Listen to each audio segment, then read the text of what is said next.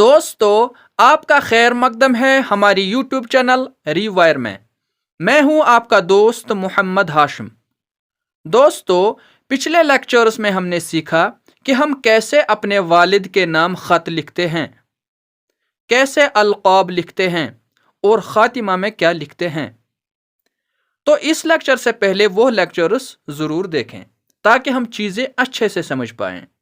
ہم نے آلریڈی سیکھا ہے کہ خط لکھنے والے کو کاتب یا راقم یا نویسندہ کہتے ہیں، اور جس کو ہم خط لکھ رہے ہیں اس کو مکتوب الیہ کہتے ہیں۔ تو آج کے لیکچر میں ہم دیکھیں گے کہ اگر مکتوب الیہ ہمارا کوئی دوست ہو، جب ہم اپنے دوست کو خط لکھتے ہیں اس میں ہم کون سے القاب استعمال کرتے ہیں۔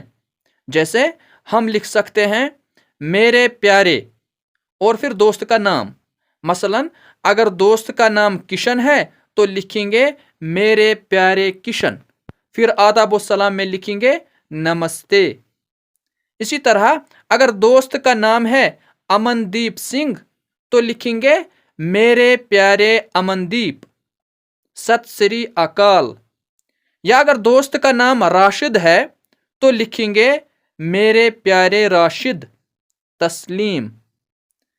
اس کے بعد یہاں نیچے مضمون خط لکھیں گے جس میں ہم وہ سب کچھ لکھیں گے جو ہمیں اپنے دوست کو کہنا ہے، اور پھر یہاں نیچے خاتمہ میں لکھیں گے تم سے دور تمہارا، اور پھر کاتب یعنی خط لکھنے والا اپنا نام لکھے گا۔ جیسے اگر کاتب کا نام فاروق احمد ہے تو لکھیں گے تم سے دور تمہارا فاروق احمد، یا لکھ سکتے ہیں خیر اندیش تمہارا فاروق احمد، یا لکھ سکتے ہیں دلی دوست تمہارا فاروق احمد، یا لکھ سکتے ہیں غم گسار تمہارا فاروق احمد، یا لکھ سکتے ہیں صادق دوست فاروق احمد۔ مثلا اگر ہمیں پوچھا جائے کہ اپنے دوست کو ایک خط لکھیے اور اس کی شادی پر مبارکباد پیش کیجیے تو ہم کیسے لکھیں گے؟ ہمیں معلوم ہے کہ ایک خط کے 4 حصے ہوتے ہیں: پیشانی، القاب، مضمون خط اور لاسٹ میں خاتمہ۔ تو سب سے پہلے یہاں پیشانی میں لکھیں گے سری نگر، کشمیر، اور پھر دوسری سطر میں اس دن کی تاریخ جس دن خط لکھ رہے ہیں، جیسے 16 مارچ سن 1986 عیسوی، یعنی پیشانی میں لکھیں گے کہ خط کس جگہ سے لکھ رہے ہیں اور اس دن کی تاریخ یعنی ڈیٹ کیا ہے۔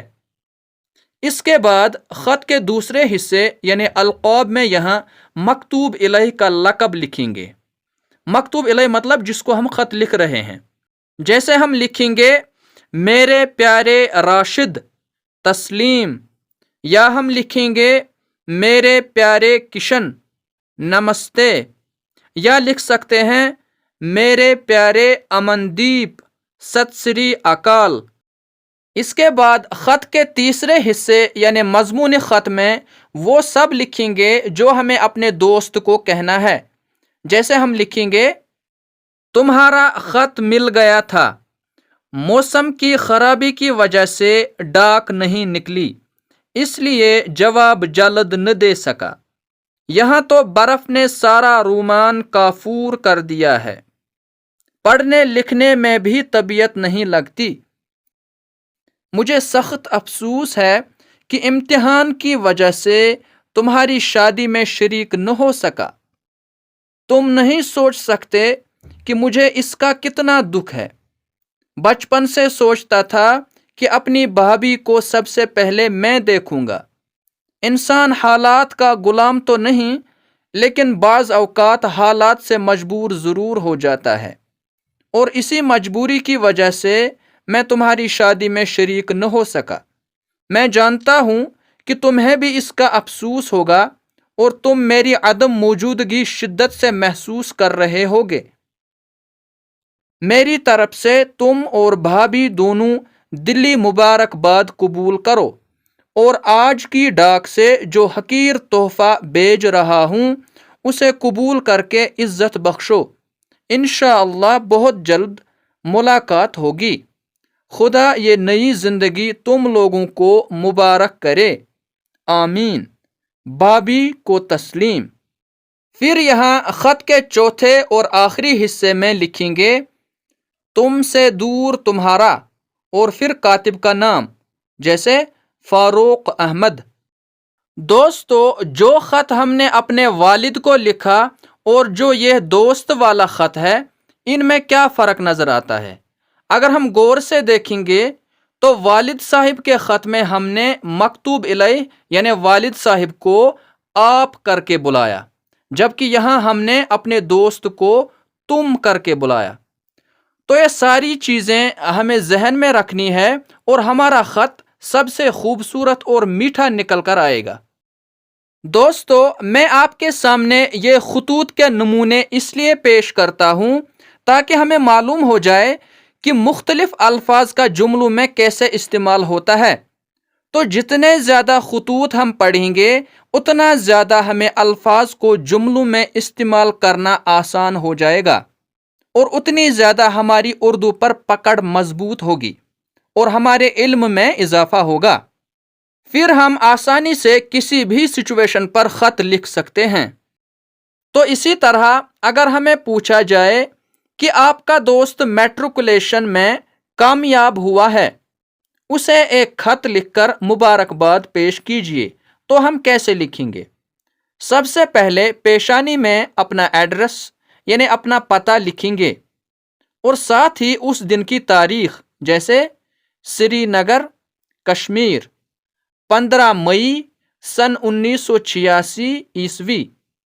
اور پھر القاب میں لکھیں گے پیارے کرشن کمار، اور پھر مضمون خط میں لکھیں گے کل شام کو اخبار دیکھا، تمہارا نام پڑھا، تم کامیاب ہو گئے، کچھ نہ پوچھو مجھے کتنی مسرت ہوئی، تمہاری کامیابی میری کامیابی ہے، میں جانتا تھا تم چھپے رستم ہو، کامیاب تم ہوئے اور یہاں دوستوں میں مٹھائی میں نے تقسیم کی، رات بھر خوشی سے نیند نہیں آئی اور آج صبح ہی تمہیں خط لکھنے بیٹھ گیا ہوں، سمجھ میں نہیں آتا تمہیں کس طرح مبارکباد پیش کروں اور کس طرح یہ بتاؤں کہ میں تمہاری اس کامیابی کو اپنی کامیابی سمجھ رہا ہوں۔